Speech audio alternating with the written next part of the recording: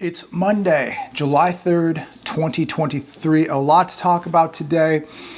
Please make sure to like this video, subscribe, share this video, all of your social media. But without further ado, I want to get right into it today. And I want to talk about some of the latest news that I've been reading over the last 24 hours. This first article I was reading last night, Santa Monica, dog injured in knife fight between two homeless men in downtown Santa Monica. It's another tragic story of what's happening on the streets of America. And if you've ever been to Santa Monica, it's a very, very wealthy part of Southern California. The good news is the dog's okay. I was watching this clip last night. The dog, they bandaged the dog up, put him in a police car. He's going to be okay. It was a pit bull. Looked like a happy dog. What happened was his owner was attacked by another homeless man. The dog defended the owner, and the victim of the dog bite pulled out a knife, stabbed the dog. Anyways, the person who stabbed the dog was arrested and taken to the hospital. He looks like he's going to be okay. But I bring this up because it's another tragic, horrific story of what's happening in some of our most beautiful cities in America. But as I'm watching the video of this, there must have been, and I'm being very, very conservative here, 40 to 50 police and EMTs on the scene of this incident. And yes, it was very horrific, violent, but I'm thinking 40, 50 plus EMTs and police for this one situation. What happens when we begin to see things really escalate? Grids go down, people really getting out of control, cyber attacks. You're going to see more problems on the streets of America. And if it takes 40 to 50 plus EMTs and police officers to diffuse this situation, what happens when you have multiple situations taking place? Are we really prepared for an attack? Are we prepared for cyber attacks? Are we prepared for grids going down? I don't think we are. I really don't.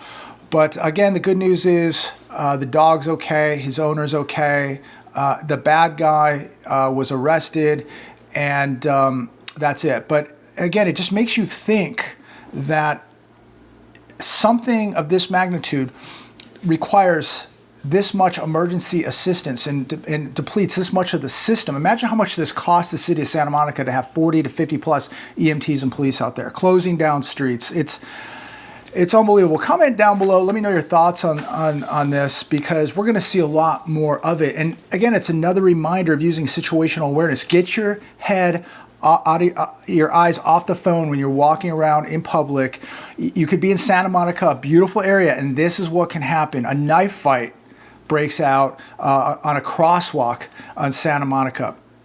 So be aware of your situation and of your environment, ladies and gentlemen. Here's another one. Just, the holiday weekend just gets more and more insane. 2 dead, 4 injured in wild New York City rollover crash involving stolen car. This had 5 people in the car, 12 to 17 years old. This car was stolen around a month ago. And they just wanted to go on a joyride. They said the witnesses said that these teens were running through red lights, driving at erratic speeds, not giving a care in the world. The crash happened in Washington Heights. Black Hyundai Elantra, reported stolen last month, was speeding as the driver lost control and slammed into a Jeep heading west on 179th Street around 7 a.m. My question is, where were the parents? These kids driving around in a car reported stolen last month. Where were the parents? And again, this is just more of the insanity that we're watching take place on the streets of America. So 2 of the kids are dead, 4 injured, multiple cars that were parked on the side of the road also damaged. So think about if you got to go to work on Wednesday, your car's totaled because some maniacs are driving 100 miles an hour down the road and hit another car. So your car's out of commission now. Think about the person that was driving the Jeep. He's in the hospital. He's going to be okay. Not life-threatening injuries, thank God. But just think about the damage and the resources this takes from the city with EMTs, with police, people now that can't go to work because their cars are totaled, innocent people in the hospital because of these lunatics driving around. Where are their parents? When is enough going to be enough? Here's another one. At least 32 shot during weekend in Chicago, a war zone. Chicago continues to be a war zone. That is what's happening over this holiday weekend. And another article I was reading today, disaster. Homelessness skyrockets in Los Angeles. Over 75,000 people on the streets of LA County. That number is up 10% from a year ago. And I would say this, there is way more than 75,000 homeless people on the streets of LA County. This is a very, very conservative number. They're not counting all the people living in those RVs. They're not counting the people sleeping in their cars. There are so many homeless people in LA County and nothing is being done about it. The rat population continues to explode. The crime explodes. And just think of the threat of disease when you just have people using the sidewalk as a public bathroom facility. We've had multiple typhus outbreaks in LA over the years, and it's a miracle that something worse has not come out of LA County. Here's another one. U.S. warns Americans against traveling to China because of the risk of being wrongfully detained. It's not a good idea to be taking a trip to China right now. Careful where you travel. If you're an American, we are losing friends. There's not too many people in the world that like us at this point. This article comes after a 78-year-old U.S. citizen was sentenced to life on spying charges in May. China just passed a broadly written counter-espionage law. So if you're planning on taking a trip, a vacation to China, you better think twice. And really, if you're thinking about leaving the country, be careful where you're going because, again, most of the world does not like Americans at this point. We've caused so much inflation, so many wars, weaponizing the currency, you name it. The world is really not liking us much anymore. Here's one from CNBC. With a record number of travelers expected to drive this July 4th. Here's how you can save on gas. The national gas price, I looked today, this could be close, it could be a little off, $3.55. That's down from last year. That's the good news. You may see it a little higher, you might see it a little lower, but I got $3.55. Go back to 2020. It was $2.27. That was the national average. 3 years ago, you were paying $2.27 in July for gasoline. 2021, it was $3.23. 2019, it was $2.82. So they're going to tell you, well, the good news is it's cheaper than it was in 2022. But go back to 2020, go back to 2019. It was much, much less. And we'll talk more about what's happening with Russia, what's happening with Saudi Arabia. They're going to slow down production.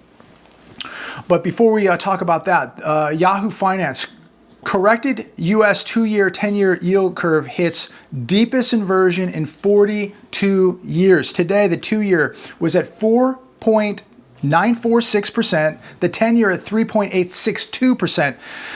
Yet people are telling us nothing's wrong, that we're not in a recession, that there's not going to be a recession, but we have an inverted yield curve, an inversion, the deepest inversion in 42 years. It is telling us something, ladies and gentlemen. Something has broken. You know it. I know it. I looked at bankrate.com today, 30-year fixed mortgage.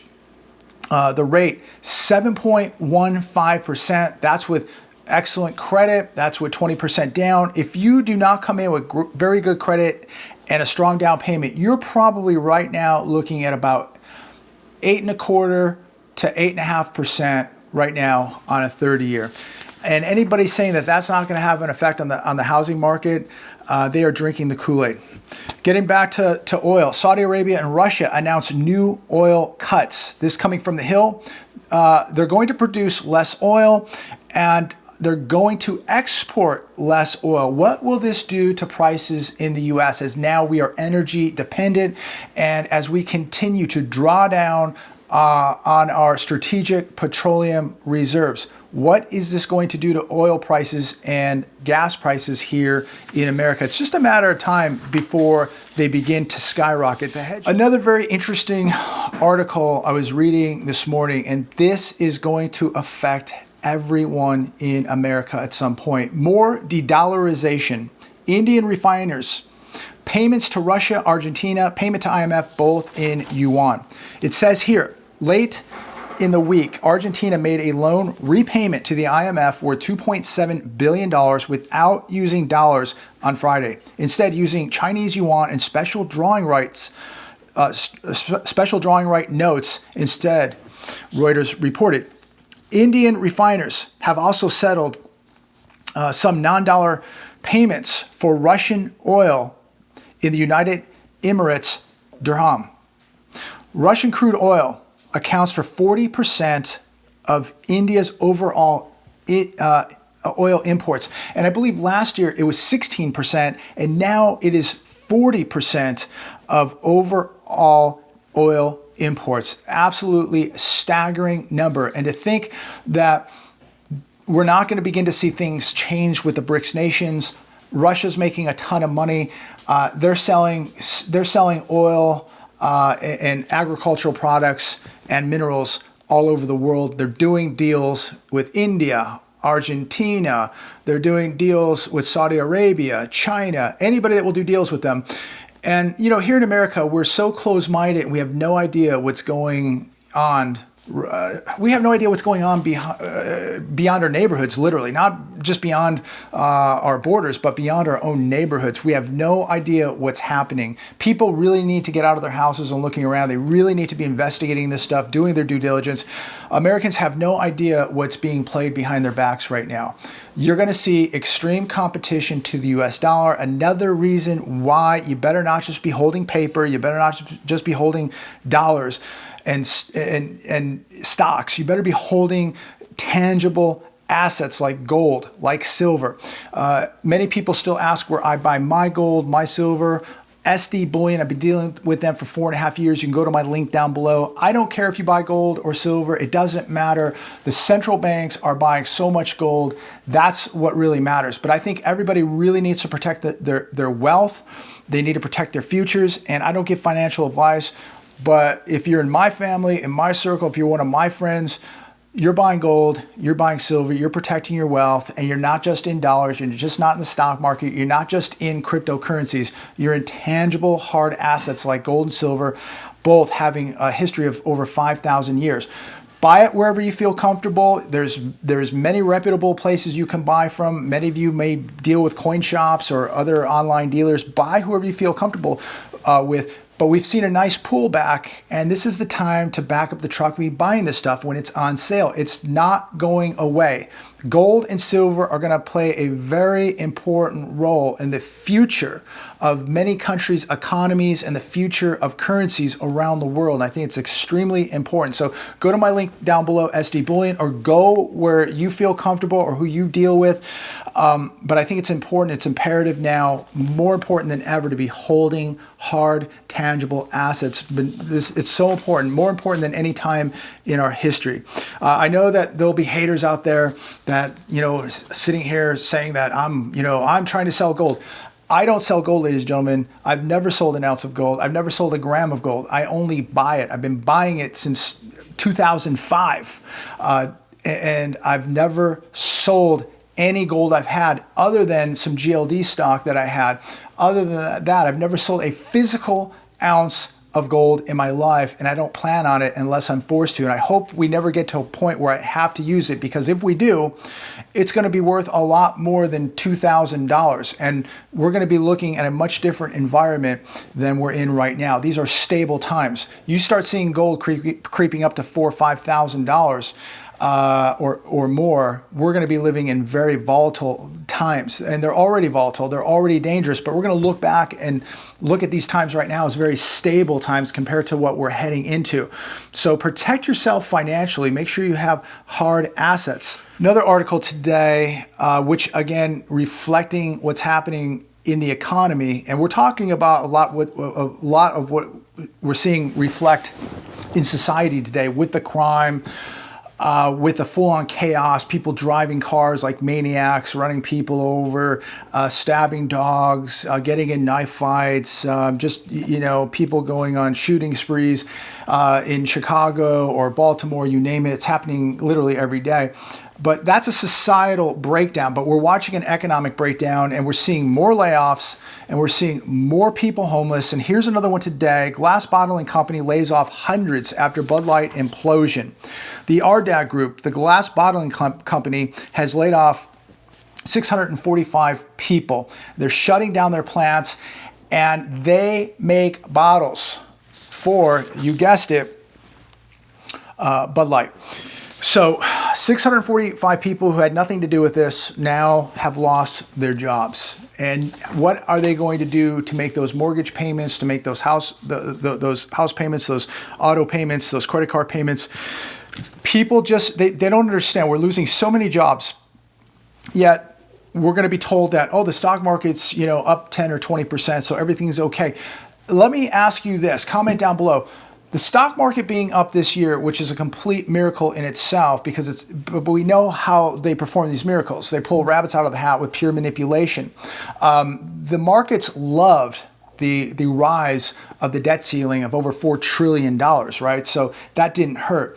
But has it helped you one bit? You, right now, today, the market's up. Has it changed your life? Has it helped your life? Are you doing better now than you were a few years ago? Because the stock market's up this year. Are you doing better? Are you in a better financial place today than you were a couple years ago? Please comment down below. Here's another one from studyfinds.com. Nearly half of Americans gained 17 pounds because of stress. Somebody asked me the other day, oh, you talk about all the negativity, the doom and gloom, give us solutions. Well, here's a solution I'm going to give you today to that same individual. Get to the gym, go work out, get active, get off the couch, get off the X, start moving, start pumping some blood in those muscles. There's the advice I'm going to give you today. There's a solution today if you put on 17 pounds. It says here, 43% said they are dealing with their stress in unhealthy ways, including sitting and thinking about what stresses them out. 30% said they're turning to food. 46% says they're losing sleep. 37% says they can't concentrate. 43% says they're gaining weight. Stress levels have just begun, ladies and gentlemen. If you think you're stressed right now, wait till you see what's coming.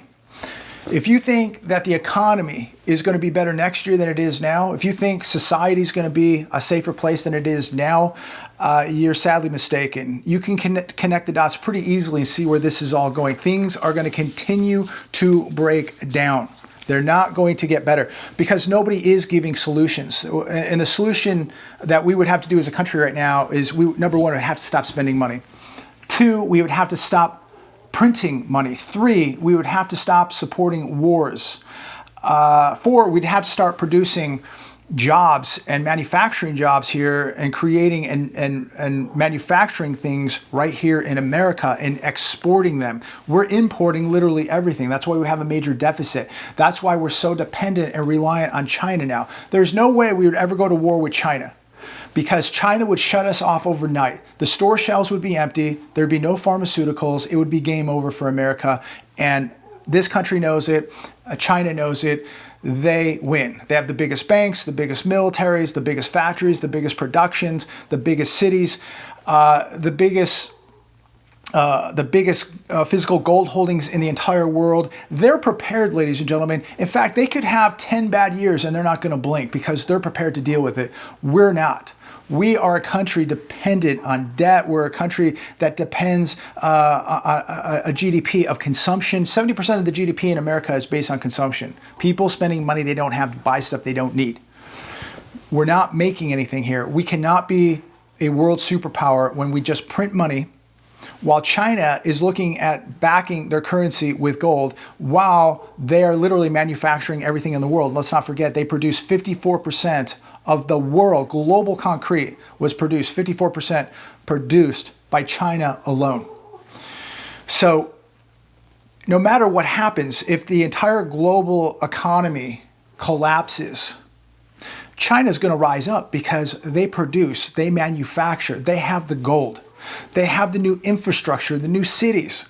They spent their money on assets, on real things, while Americans blow their money on dreams, vacations, fancy dinners, weekend getaways, sporting events, baseball games.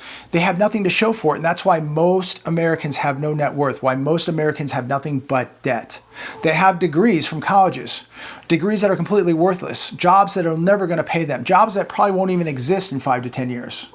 That's how we're thinking. While China, look at the education in China. We're, I think, down to 42 now in the world, and China's up probably about, I would guess, #1 or close to #1. Please correct me if I'm wrong. But you look at how they respect education and where they put education, and where the typical American puts education and how we look at it. Our schools are war zones. Our infrastructure is crumbling. Most Americans have no tangible hard assets like gold or silver. They still believe that they're going to be okay because they have a 401k that's worth $30,000, and that's what they're going to retire on. Ladies and gentlemen, this 4th of July weekend, be thankful for what you have. Be thankful for where you live, but you better wake up to the reality of what is coming.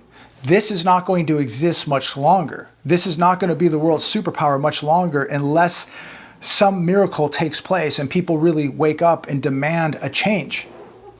Have a good weekend. Stay safe. Please stay safe out there. It is absolutely crazy. Thank God for what you have. Spend time with family, friends, and I thank God that I'm still here in America, that I was born in America, that this is still the greatest country in America, and it's worth saving, ladies and gentlemen, because once it's gone, and it's never coming back, and there will never be anything as great as this country, as great as what you grew up in. It's changed a lot. We've lost a lot, but we still have a chance of not losing it, but we're losing that chance, it seems like, daily. I'm not going to sit here and rant. I want everybody to have a great 4th of July weekend, even though it is Monday. I'm going to consider this basically a 4-day weekend.